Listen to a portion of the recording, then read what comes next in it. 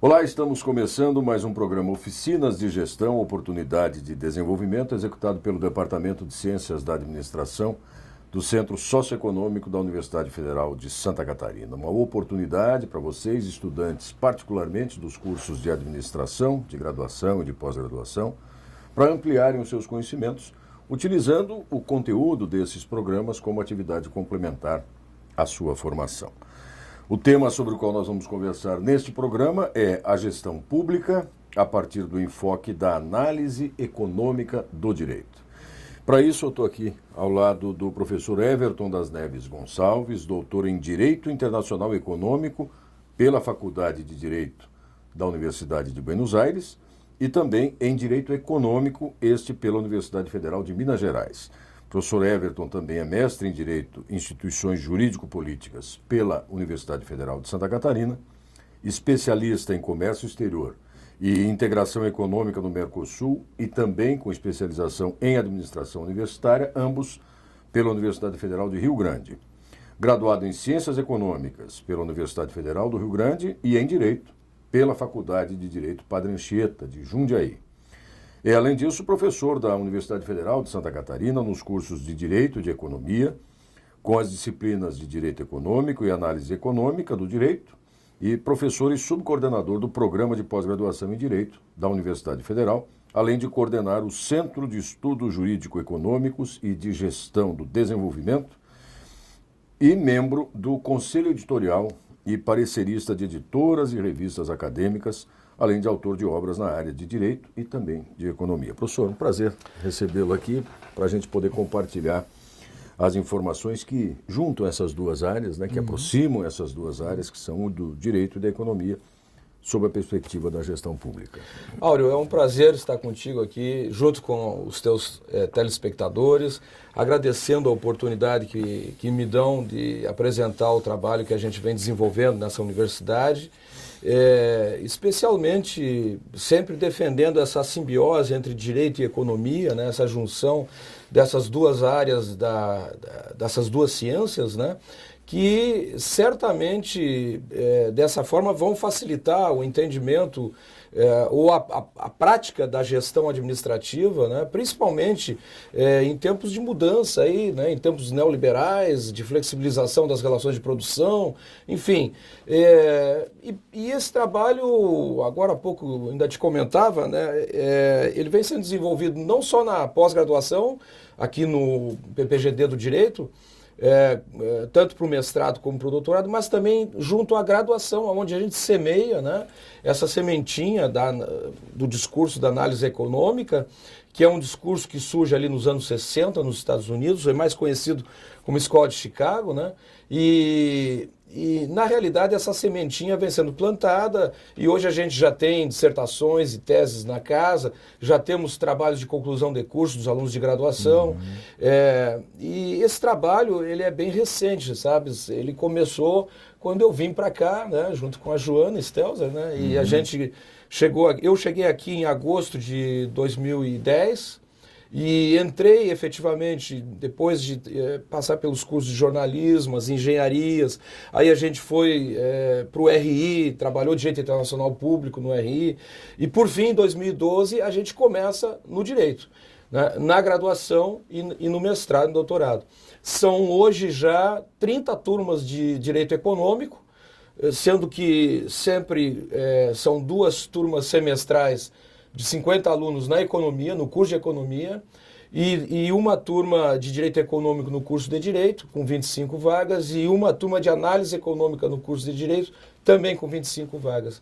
Então são 30 turmas de graduação em direito econômico e 10 em análise econômica.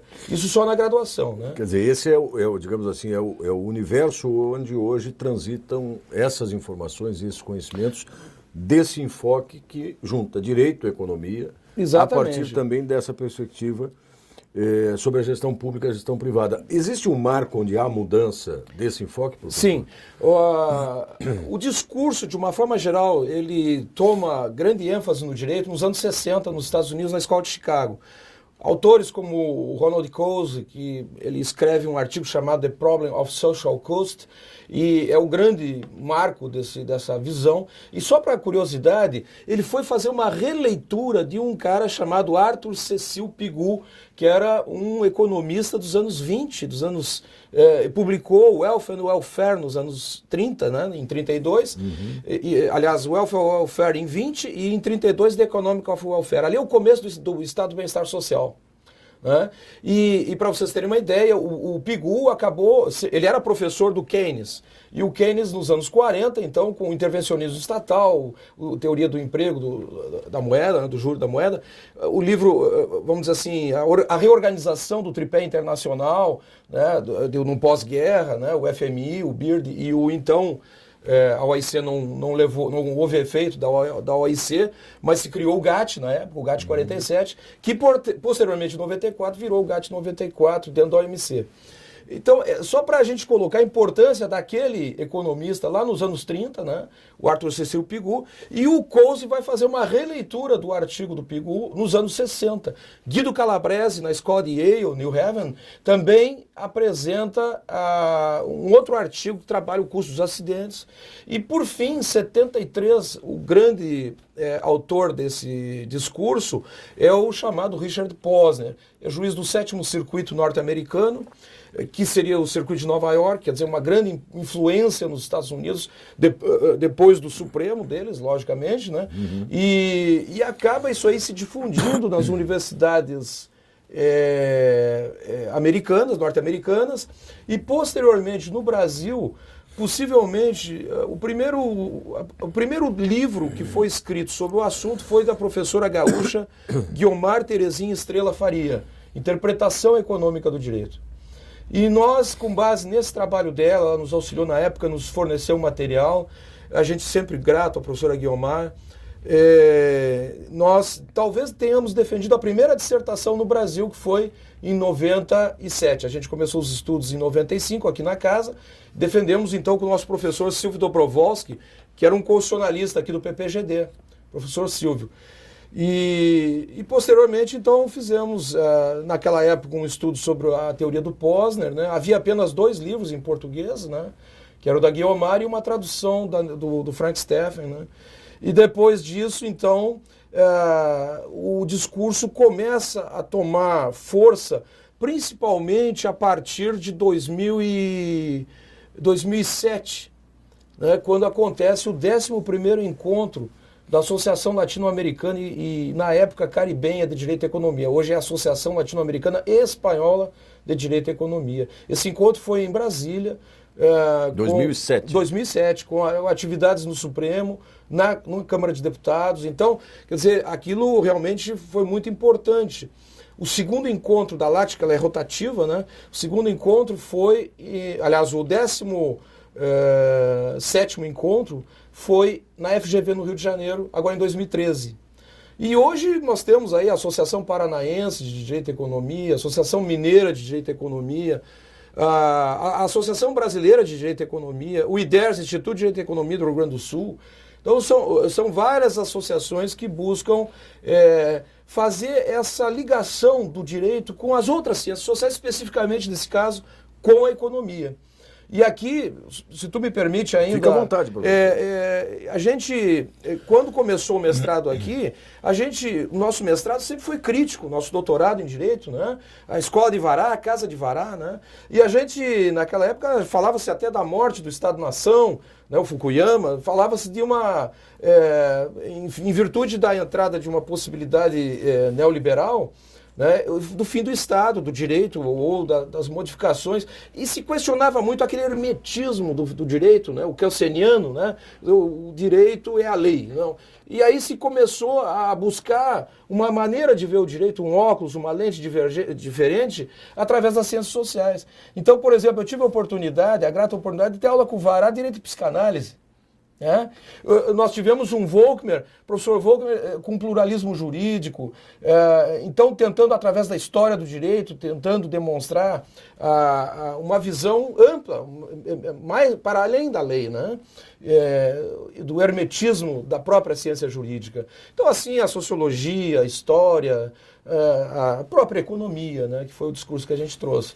Agora, professor Everton, existe alguma prevalência de uma das duas áreas? Não tem. Esse é uma, o que se persegue é o equilíbrio? É o equilíbrio. É uma discussão nem que... é tanto economia, nem é tanto não existe. direito. Existem, na realidade, 3 visões que associam direito com a economia. Você tem uma visão marxista, em que a estrutura gera a superestrutura, quer dizer, então, na realidade, é uma visão crítica do direito, que estaria a serviço do econômico. Né? Você tem uma visão de um autor chamado Rudolf Stambler, que ele coloca, na realidade, o direito é o mundo formal, enquanto que a economia é o mundo real. E eles andam par e passo. E você teria ainda a própria Law and Economics, que você coloca, então, essa simbiose, esse caminho de mão dupla entre o direito e a economia. Eu vou te dar um exemplo. Né?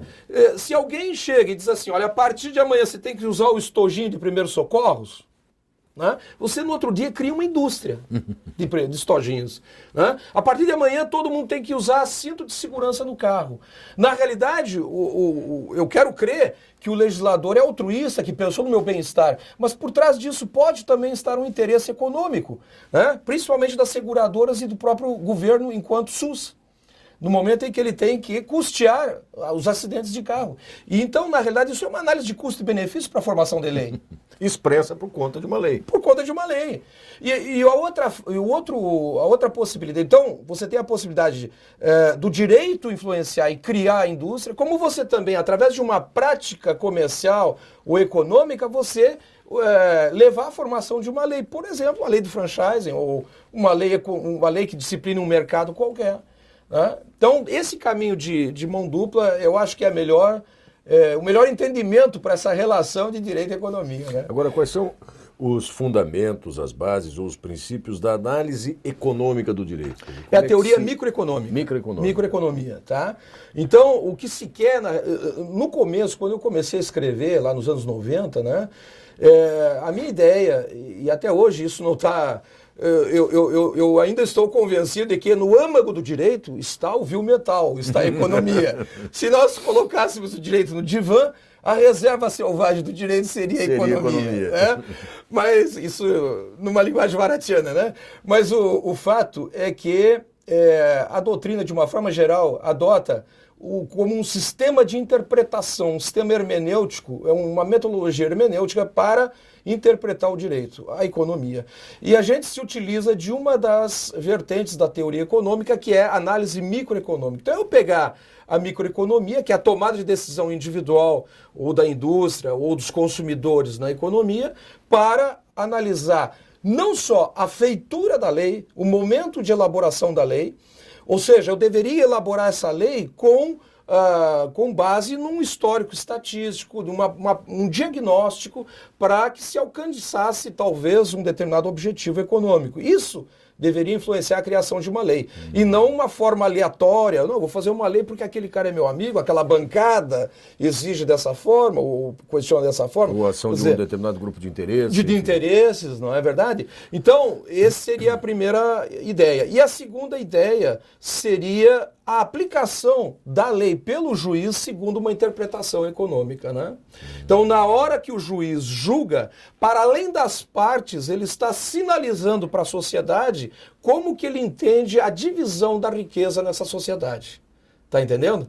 Então, e isso, um exemplo bem tranquilo, assim, bem fácil. Imaginem que num determinado tribunal, o posicionamento numa ação, digamos que um sexagenário que aluga um imóvel, ele está inadimplente com as suas parcelas mensais de aluguel. Né? No momento em que esse sexagenário é executado, o juiz, talvez, dentro da possibilidade de uma solução de consenso, ele dê, vamos dizer assim, uma possibilidade de parcelamento. Em 5 anos daqueles, digamos que fosse possível, isso aqui é um parcelamento por algum tempo daqueles débitos. Ora, Nesse sentido, parece que o juiz dorme tranquilo aquele dia, porque afinal de contas, o autor receberia os valores e o sexagenário pagaria. Agora eu te pergunto, qual é o reflexo disso na sociedade para quem aluga imóveis? No outro dia, será muito difícil para um sexagenário alugar um imóvel. O credor vai exigir dele talvez 2 fiadores, etc., garantias, pagamento antecipado. Quer dizer, então, na realidade, em vez de favorecer os possíveis novos inquilinos de sexagenários, na realidade, a justiça, nesse caso, disse o seguinte: olha, não alugue imóvel para sexagenários. Deu para entender? Claro. Então, a decisão judicial, ela acaba, para além das partes, influenciando a distribuição da riqueza na própria sociedade. Quer dizer, enquanto uma ação de direito, né, do direito, ela se esgota. Mas como uma ação com repercussão econômica, ela tem os seus efeitos prolongados. Sem dúvida, sem dúvida. Então essa é, vamos dizer assim, a motivação que leva a utilizar parâmetros econômicos, né? Há uma discussão que merece ser lembrada, é que esse sistema ele começa na common law norte-americana.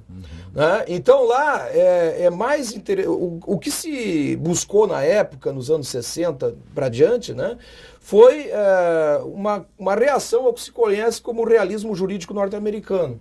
Então, quer dizer, nós precisamos de um critério de justiça. Qual é o critério de justiça? Numa sociedade pragmática, utilitarista, que é a base da teoria econômica moderna, capitalista de mercado, numa sociedade em que você tem um espírito protestante, né, muito forte, em que o trabalho dignifica, e isso é comprovado, por exemplo, através da obra do Max Weber, A Ética Protestante e o Espírito do Capitalismo. Então, de uma forma geral, justifica-se nessa sociedade um bem maior que seria o atingimento da eficiência. Né? Então, agora, nós aqui estamos adstritos à lei, né? Nós somos da civil law.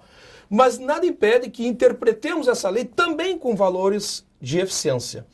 Embora não tão somente, é o que a gente defende particularmente. A gente fala nos nossos escritos, inclusive tem um artigo nosso que merece citação, é o da revista Sequência, aqui da casa, número 68, em que a gente fala do princípio da eficiência econômico-social. É o que a gente vem defendendo desde a tese de Buenos Aires. Né? O princípio da eficiência econômica. Temos que ser eficientes, sim, mas com inclusão social. Essa é a ideia. E se isso for transferido para a gestão pública, por exemplo? Aí exato. O que acontece hoje é que essa simbiose entre política, jurídica e econômica, os aspectos políticos, jurídicos e econômicos é muito evidente. Não se pode dissociar, né, essa evolução, as decisões políticas, jurídicas e econômicas. E o nosso direito ele vem sendo permeado por esse discurso da análise econômica do direito. Não é a simples importação de um discurso norte-americano. Vou dar alguns exemplos. A nova lei, a Lei 11.101, que trabalha do regime de recuperação das empresas, ela busca, antes mesmo de uma falência, como era a antiga lei, ela busca um regime de recuperação da empresa, porque há um custo social muito grande em desempregar, principalmente trabalhadores, né? Então se tenta recuperar essa empresa. Não é de graça que dentro da Constituição entra como princípio da prestação do serviço público a eficiência. Né? Legalidade, impessoalidade, moralidade, publicidade e, a partir de 98, eficiência.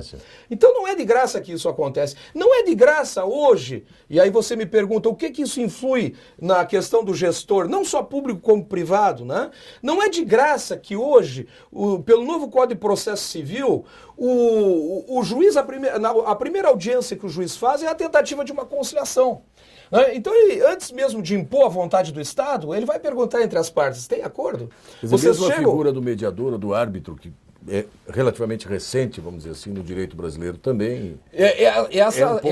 Eu estou ministrando agora uma disciplina para o EAD, que é negociação e arbitragem. Né? Então, quer dizer, essa é a tônica, né, de um novo direito, no sentido de buscar, antes de uma imposição estatal ou da própria lei, buscar a averiguação dos interesses entre as partes envolvidas. Inclusive, na medida em que você dinamiza, a partir dos anos 80, o neoliberalismo, como foi o caso da Thatcher na Inglaterra, do Helmut Kohl na Alemanha e do Reagan nos Estados Unidos, essas experiências neoliberais, que aqui no Brasil elas vão aparecer com o governo Collor, né, elas, na realidade, buscam uma flexibilização das relações de produção, mormente, inclusive, abrangendo a atuação do próprio Estado. É o caso das parcerias público-privadas, por exemplo. Né? Então, hoje nós temos já decisões do Supremo Tribunal Federal no sentido de, inclusive, envolvendo-se uma empresa pública, como aconteceu no Rio Grande do Sul com a CE e uma empresa de fornecimento de energia, o respeito à cláusula arbitral. Né? Mesmo envolvendo a empresa pública. O respeito à cláusula arbitral em função, que na época foi arguído pela CE, a Companhia de Energia Elétrica do Rio Grande do Sul, foi arguído o descumprimento do artigo 5º da Constituição, que garante a todos o acesso ao judiciário. E o STF entendeu que não. Na realidade, havia uma opção e a empresa claramente escolheu entre o judiciário e a cláusula arbitral, escolheu o juízo arbitral, que deve, portanto, ser respeitado. Quer dizer, então é uma outra visão que o nosso gestor público hoje ele tem que ter em mente. Né? Que, por outro lado, há uma dicotomia que, ao mesmo tempo em que se exige, por exemplo, a eficiência do gestor público, né? Ele tem que limitar, ele está limitado pela lei. Né? Eu sempre costumo dizer aos alunos, né? O gestor público ele pode tão somente o que está na lei. Em compensação, na área privada, você pode tudo que a lei não proíbe. Né? Então, essa gestão, e você tem toda uma legislação para realmente tolher, de certa forma, ou tornar muito cautelosa a atividade do gestor público. Lei de responsabilidade fiscal, lei de improbidade administrativa. Quer dizer, o Estado tem toda uma... transparência também. A lei da transparência. Quer dizer, o Estado tem todo um aparato legal, inclusive uma procuradoria, para realmente levar a cabo qualquer, vamos dizer assim, a análise e punição de qualquer desvio por parte do servidor público.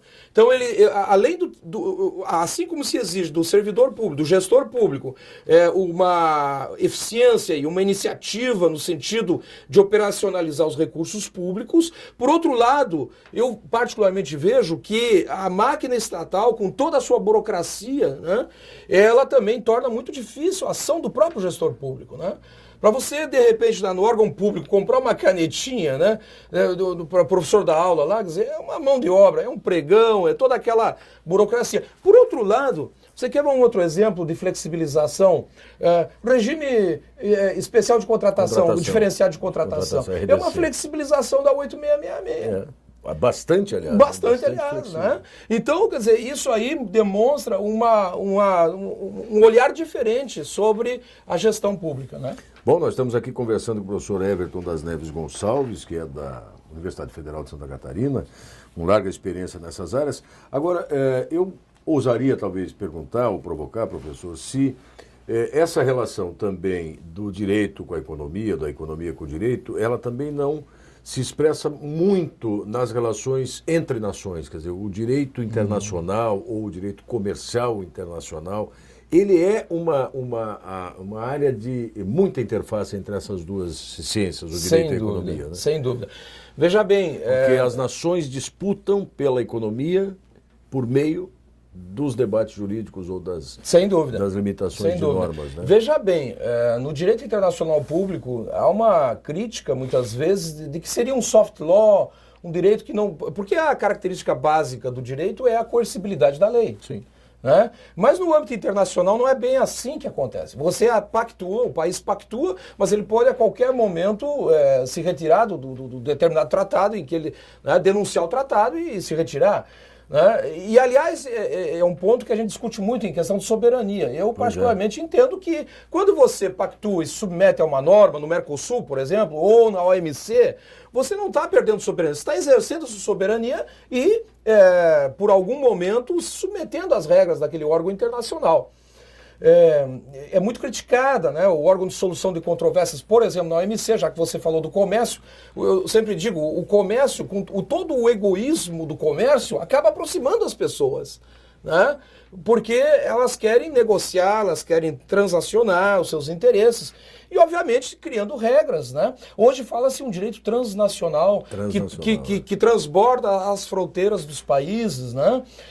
Por exemplo, os incoterms, né? Se você pegar os incoterms, são cláusulas internacionais aí pela Câmara de Comércio que são utilizadas no mundo inteiro, não é? E a própria solução de controvérsias na OMC, ela não busca, sempre você deve pensar, enquanto negociador, no dia seguinte. Não me adianta ganhar hoje e amanhã não ter o cliente novamente. Então você tem que negociar esses interesses, né? O que é muito difícil é, por exemplo, né, uma retaliação, por exemplo, imaginemos uma retaliação na OMC da Somália contra os Estados Unidos. É uma coisa inócua, né?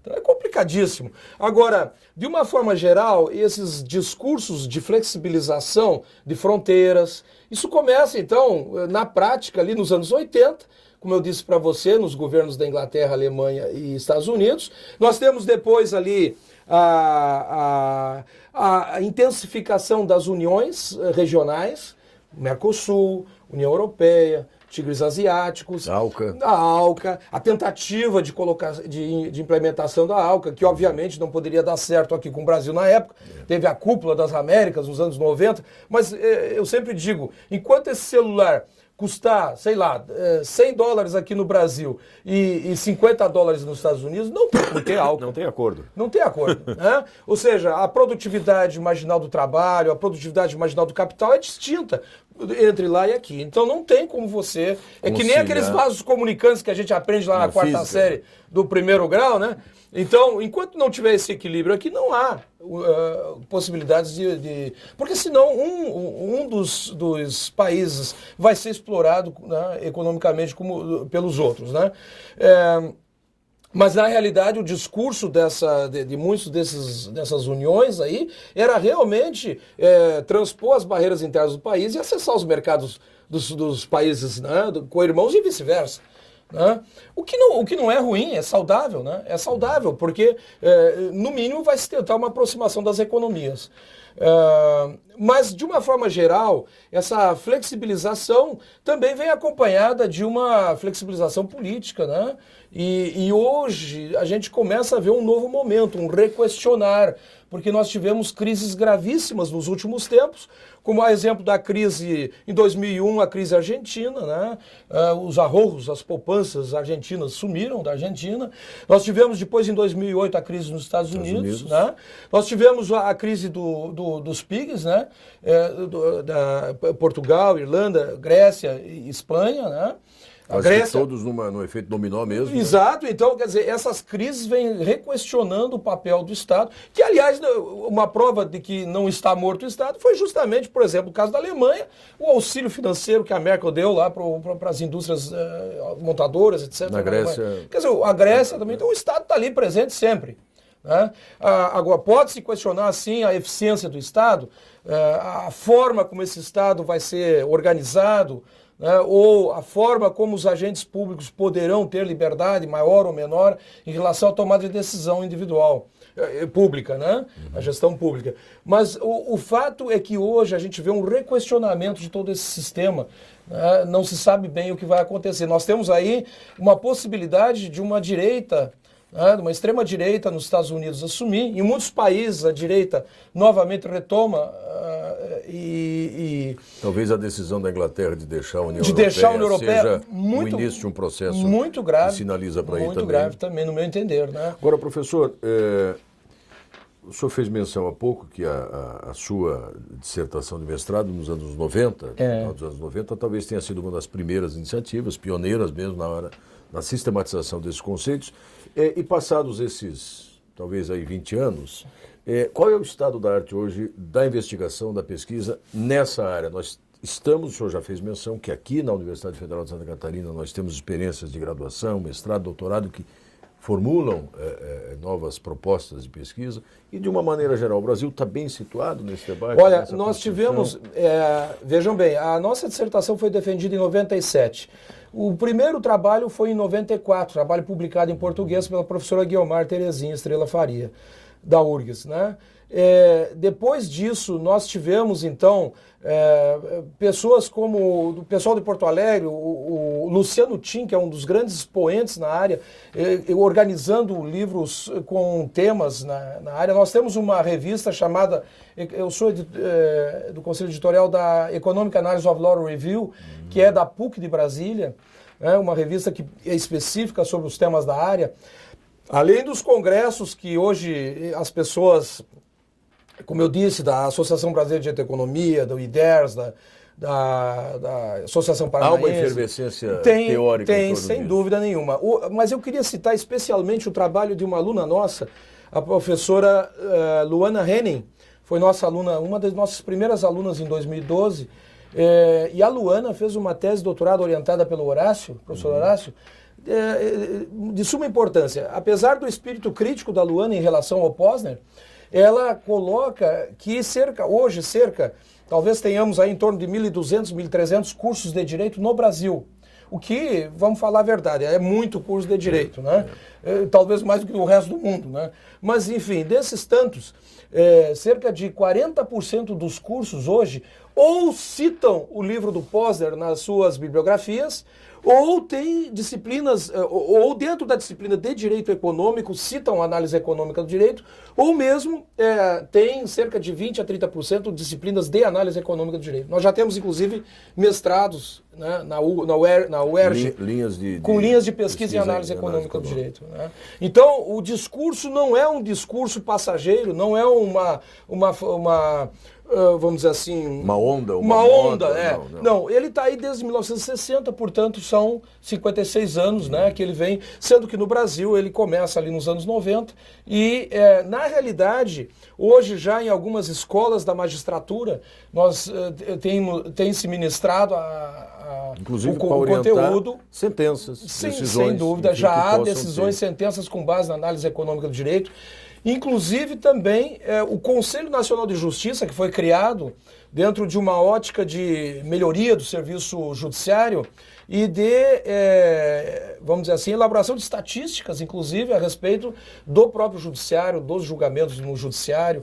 E isso fomenta muito, né, as pesquisas, né, hoje voltadas para a análise econômica do direito. Temos também cursos de direito hoje que estão já implantando, né, um viés econômico-jurídico. Porque, vejam bem, quando eu estou falando em análise econômica do direito, eu estou falando de um discurso interpretativo que se aplica a todos os ramos do direito.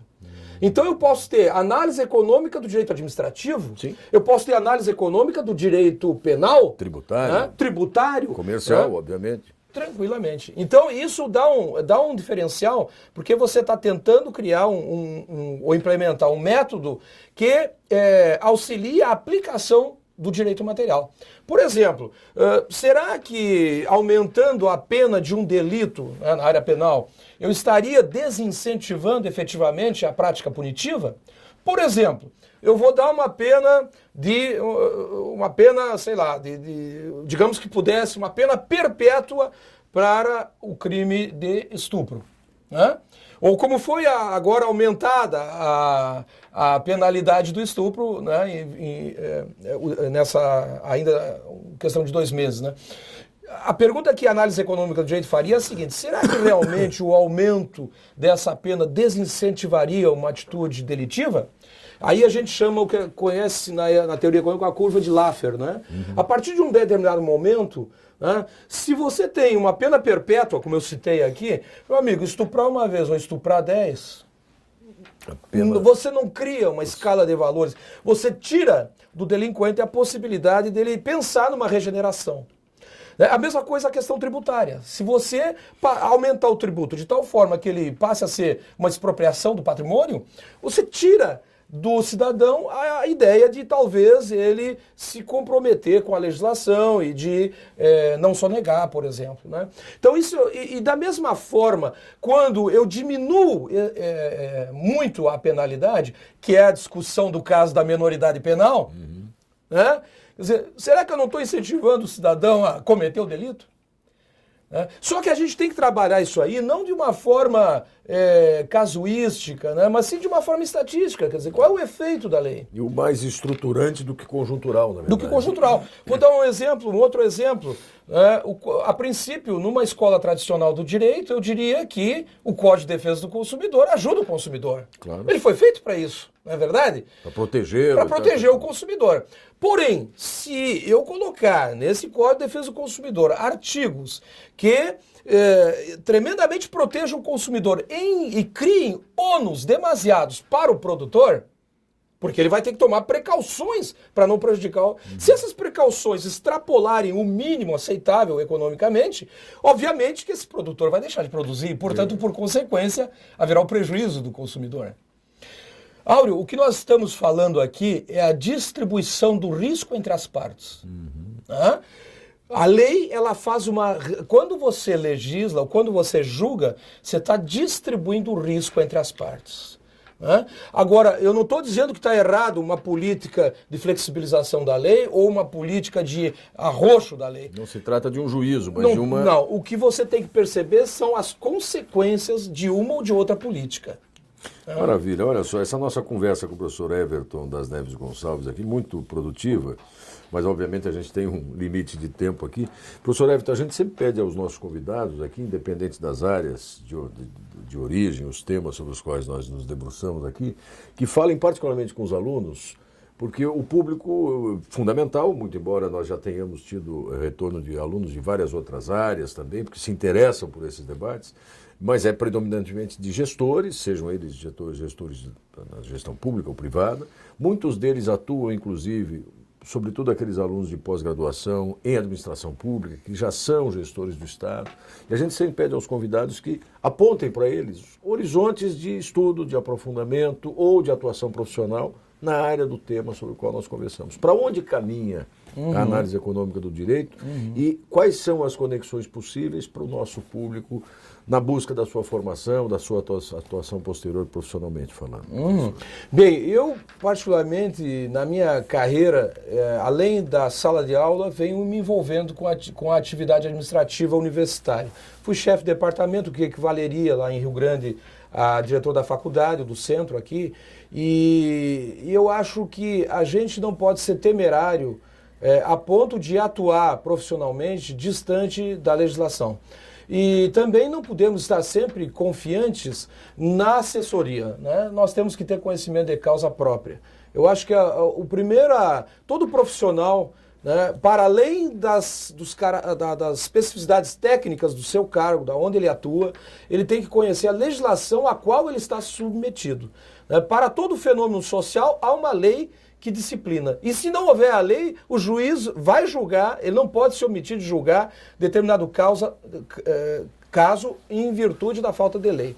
Então, a primeira ideia que eu colocaria seria, na gestão pública, seja municipal, estadual ou federal, você conhecer a legislação que é atinente às suas competências no seu cargo. Né? E na esfera federal, por exemplo, de suma importância a Lei 9.784, que trata de recursos públicos. Uma outra coisa que eu acho importante, sempre é muito interessante, digo para os meus alunos, é que você tem três esferas, a civil, a criminal e administrativa. Né? E quanto gestor público, você está envolvido com a esfera administrativa e a esfera pública, inclusive criminal, você pode estar envolvido.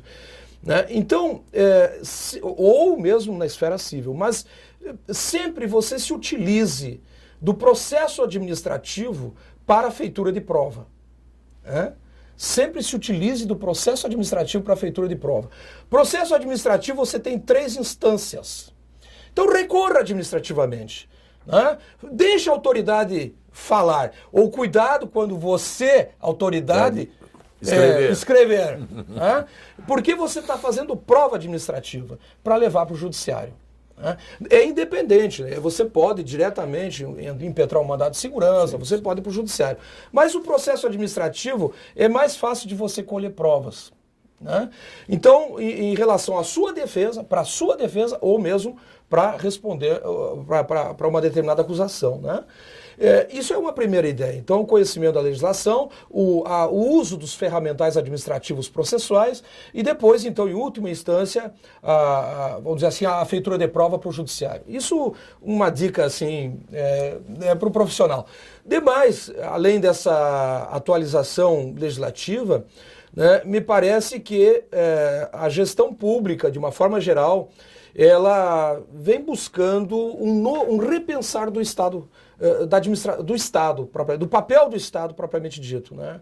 E nesse repensar ainda, dentro de uma ótica de flexibilização ou de flexibilização normativa ou mesmo de aproximação do público junto ao privado, como eu falei, das parcerias público-privadas, das organizações sociais, o regime diferenciado, o regime diferenciado. Quer dizer, isso exige também, por outro lado, a cautela do gestor público de não ser temerário, né, ao momento em que ele, sem o devido conhecimento de causa, entende, coloca em primeiro plano o seu próprio entendimento sobre o assunto, a despeito do que um profissional poderia lhe apresentar. E aí, no caso da administração pública, nós temos, por exemplo, na administração pública federal, na dúvida, vamos para a AGU, pô.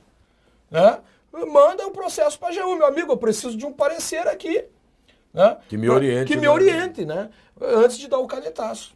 Não é verdade? Maravilha, poderíamos, obviamente, estender muito mais, mas foi uma satisfação, professor Everton, eu já disse isso no começo, né? Agradeço muito a disponibilidade do professor estar aqui conosco. Agradeço em nome do programa Oficinas de Gestão por essa oportunidade de batermos esse papo. Professor, eu que agradeço e parabéns aí à sua ação, propiciando esse espaço para os professores, para os profissionais, e um abraço a todos aí, sempre às ordens aqui depois no PPGD. Depois a gente vão estar presentes aqui, seguramente, as indicações de publicações, enfim, que o professor mencionou ao longo dessa nossa conversa. Obrigado. E a vocês que nos acompanharam também, obrigado por ter permanecido conosco. Fiquem atentos no ambiente lá do Oficinas de Gestão, tem toda a programação das próximas teleconferências. Até mais.